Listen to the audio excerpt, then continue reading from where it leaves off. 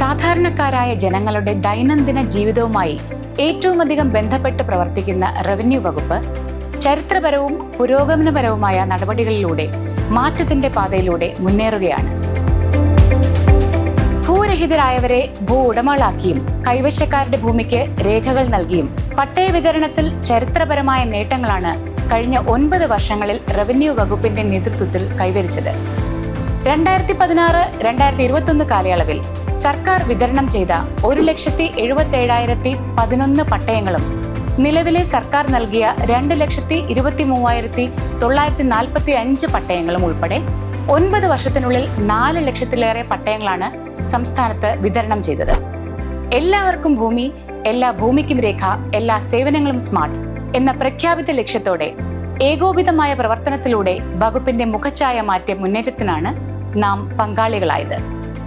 ഭൂമിയില്ലാത്ത എല്ലാവർക്കും ഭൂമി നൽകുക എന്ന ലക്ഷ്യത്തോടെ മലയോര ആദിവാസി മേഖലകളിലെ പട്ടയ വിതരണത്തിന് മുൻഗണന നൽകി 2023 മെയ് 19 നിലവിൽ വന്ന പട്ടയ മിഷൻ പ്രവർത്തനങ്ങൾ ശ്രദ്ധേയമായ ചുവടുവയ്പായി.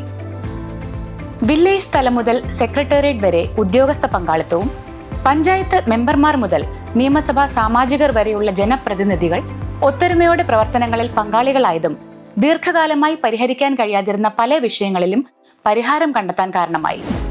MLA അധ്യക്ഷനായ പട്ടയ അസംബ്ലികൾ പട്ടയ പ്രശ്നങ്ങൾ കണ്ടെത്തി പട്ടയ മിഷനിലൂടെ പരിഹാര പ്രശ്നങ്ങൾ മുന്നോട്ട് വെച്ചും പ്രശ്ന പരിഹാരത്തിന് ജില്ലാ തലത്തിൽ മന്ത്രി പങ്കെടുക്കുന്ന ഓൺലൈൻ അദാലത്തുകൾ എന്നിവയിലൂടെയും ഏകോപിതമായ പ്രവർത്തനങ്ങൾ ഉറപ്പാക്കി.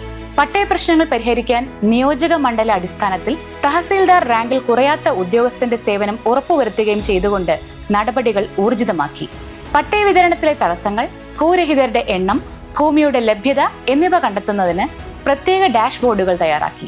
നിയമ തടസ്സങ്ങൾ ഉള്ള ഭൂമിയിൽ സർക്കാരിന്റെ സവിശേഷ അധികാരം ഉപയോഗിച്ച് തടസ്സങ്ങൾ മറികടന്ന് പട്ടയ വിതരണം സാധ്യമാക്കി.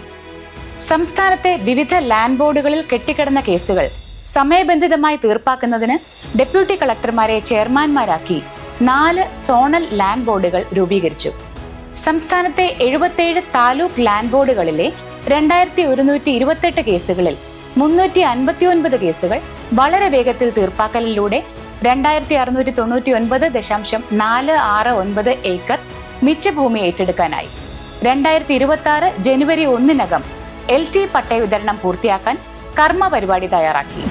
1/1/1977 മുൻപ് വനഭൂമിയിൽ കുടിയേറിയ കർഷകർക്ക് വനഭൂമി പട്ടയം ലഭ്യമാക്കുന്നതിനുള്ള വിപുലമായ വിവരശേഖരണം സംഘടിപ്പിച്ചതിലൂടെ 60,000-ഓളം അപേക്ഷകൾ ലഭിച്ചു. ലഭിച്ച അപേക്ഷകളിൽ അനുമതി ലഭ്യമാക്കാൻ കേന്ദ്ര സർക്കാരിൽ നിന്നും ഒരു നോഡൽ ഓഫീസറെ നേടാൻ കഴിഞ്ഞത് പ്രധാന കാര്യമാണ്. കഴിഞ്ഞ 30 വർഷമായി നടത്താൻ കഴിയാതിരുന്ന വനം, റവന്യൂ വകുപ്പുകളുടെ സംയുക്ത പരിശോധനയ്ക്ക് ഓഗസ്റ്റ് മാസം തുടക്കം കുറിക്കാനായി.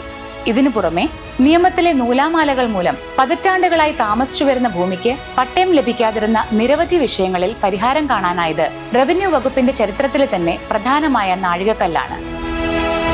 മൊറാഴ പട്ടയ വിതരണം, കൊടക്കൽ ടൈൽ ഫാക്ടറി മിച്ചഭൂമി കൈവശക്കാർക്ക് പതിച്ചു നൽകാനുള്ള തീരുമാനം, കാസർഗോഡ് ബളാൽ വില്ലേജിലെ പ്രകാശ് പ്ലാന്റേഷൻ ഭൂമി പ്രശ്നം, വയനാട് മക്കിമലയിലെ ഭൂപ്രശ്നം, തൃശൂർ ഒളകര നിവാസികൾക്ക് വനാവകാശ രേഖ, പെരുമ്പാവൂർ ട്രാവൻകൂർ റയോൺസ് തൊഴിലാളികളുടെ ഭൂമിയിലുള്ള അവകാശം, പൊന്നാനി നരിപ്പറമ്പ് ദേശീയപാത പറമ്പ് പ്രശ്നം, വടക്കാഞ്ചേരിയിലെ തെലുങ്കർ നഗർ പട്ടയ പ്രശ്നം, തിരുവനന്തപുരം കടകംപള്ളി വില്ലേജിലെ കാട് പുറമ്പോക്ക് ഇനം മാറ്റി പട്ടയം നൽകാൻ കഴിഞ്ഞത്, മഞ്ചേരിയിലെ സത്രം ഭൂമി പ്രശ്നം, കോട്ടയം ജില്ലയിലെ പമ്പാവാലി ഏഞ്ചൽ വാലി പട്ടയ പ്രശ്നം, തൃശൂർ അവണൂർ കൈവശരേഖ, പത്തനംതിട്ട പെരുമ്പട്ടിയിലെ പട്ടയ പ്രശ്നത്തിന് ഡിജിറ്റൽ സർവേയിലൂടെ പരിഹാരം കാണാനുള്ള നടപടി, തിര തൊടാത്ത കടൽ പുറമ്പോക്ക് ഭൂമിയിൽ അധിവസിക്കുന്ന തീരദേശവാസികളുടെ പ്രശ്ന പരിഹാരത്തിനുള്ള നടപടി, മലപ്പുറം പൊന്നാനി നഗരം, വെളിയങ്കോട്, പെരുമ്പടപ്പ് തുടങ്ങിയ വില്ലേജുകളിലെ തീരദേശ പുറമ്പോക്ക് നിവാസികളുടെ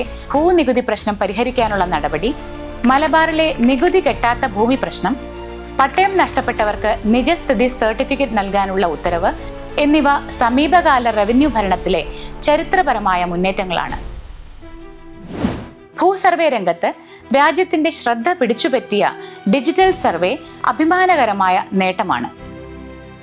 കേരളത്തിൽ 1966 ആരംഭിച്ച റീസർവേ 57 വർഷങ്ങൾ കൊണ്ട് 911 വില്ലേജുകളിലാണ് പൂർത്തിയായതെങ്കിൽ കഴിഞ്ഞ 2 വർഷങ്ങൾ കൊണ്ട് ഡിജിറ്റൽ റീസർവേ രംഗത്ത് സംസ്ഥാനത്തിന്റെ മൊത്തം വിസ്തൃതിയുടെ 1/4 ഭൂമി ഡിജിറ്റലായി അളക്കാനായി.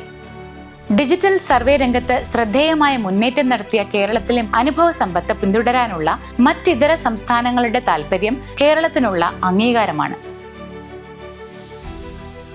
ഡിജിറ്റൽ സർവേയിലൂടെ കണ്ടെത്തുന്ന അധിക ഭൂമി ക്രമീകരിക്കാനും നികുതി അടയ്ക്കാനും സർക്കാർ ഉത്തരവുകൾ പുറപ്പെടുവിച്ചു.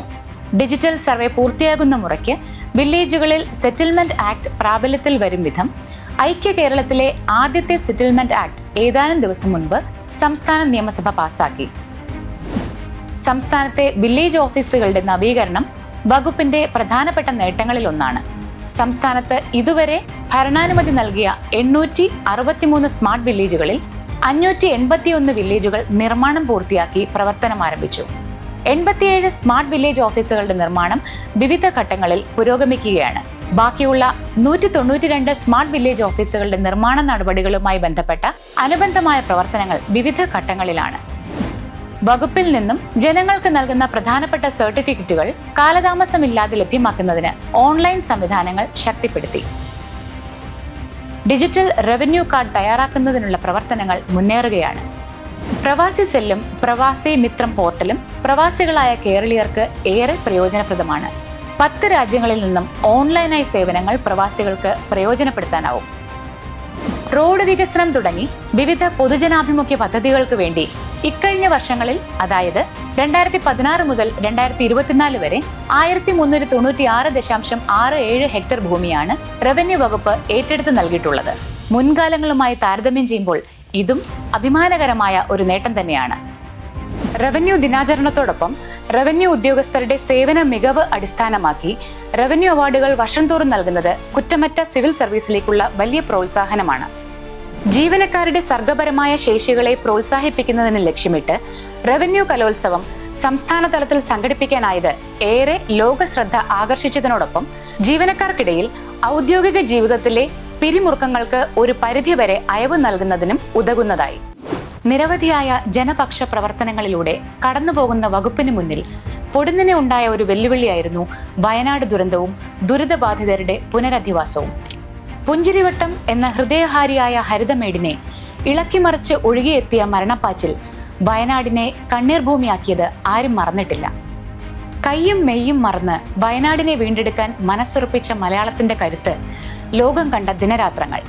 രക്ഷാപ്രവർത്തനങ്ങൾക്ക് പ്രതികൂല കാലാവസ്ഥയെയും ദുരന്ത കാഴ്ചകളെയും അതിജീവിച്ച് മുന്നിൽ നിന്ന് നേതൃത്വം നൽകിയ സർക്കാരും ജനപ്രതിനിധികളും. രാഷ്ട്രീയ മത വർണ്ണ വർഗഭേദങ്ങൾക്ക് തടയാനാകാത്ത കേരളത്തിന്റെ കരുതൽ കാഴ്ചകൾ. കൂടെയുണ്ട് കേരളം എന്ന് വയനാടിനോട് ഉറക്കെ വിളിച്ചു പറഞ്ഞ നാളുകൾ കഴിഞ്ഞില്ല. ഇച്ഛാശക്തിയോടെ ദുരന്തത്തെയും മറികടന്ന് അതിജീവനത്തിന്റെ പുതിയ ഭൂമിക നാം സൃഷ്ടിക്കുന്ന വലിയ യത്നമാണ് ഇന്ന് ലോകം കാണുന്നത്. ദുരിതബാധിതരായ മുഴുവൻ മനുഷ്യർക്കും പാർപ്പിടം ഒരുക്കുമെന്ന ദൃഢനിശ്ചയം യാഥാർത്ഥ്യമാകുന്ന കാഴ്ചയാണ് കൽപ്പറ്റയിൽ. തർക്കങ്ങൾക്ക് അവധി കൊടുത്ത് നാം ദുരിതബാധിതരെ ചേർത്ത് പിടിക്കുകയാണ്. മനുഷ്യ സ്നേഹത്തിന്റെ പുതിയ അതിജീവന ഗാഥകൾ നമുക്ക് വയനാടൻ ഹരിതമേടുകളിൽ നിന്ന് ഉയർന്നത് കേൾക്കാം. 2026 ജനുവരിയിൽ നിർമ്മാണ പൂർത്തീകരണം ലക്ഷ്യമിട്ട് നടക്കുന്ന പ്രവർത്തനങ്ങൾ റവന്യൂ വകുപ്പിന്റെയോ സർക്കാരിന്റെയോ നേട്ടം എന്നതിലും ഉപരിയായി മാനവിക മൂല്യങ്ങളുടെ സാക്ഷാത്കാരവും സഹജീവികളോടുള്ള കരുതലും സർവോപരി മനുഷ്യസ്നേഹത്തിന്റെ പ്രതീക ചിത്രങ്ങളുമാണ്. എല്ലാവർക്കും ഭൂമി, എല്ലാ ഭൂമിക്കും രേഖ, എല്ലാ സേവനങ്ങളും സ്മാർട്ട് എന്ന മുഖമുദ്രാവാക്യത്തിലൂന്നി ഇനിയും മുന്നോട്ട് തന്നെ നമുക്ക് യാത്ര ചെയ്യാം.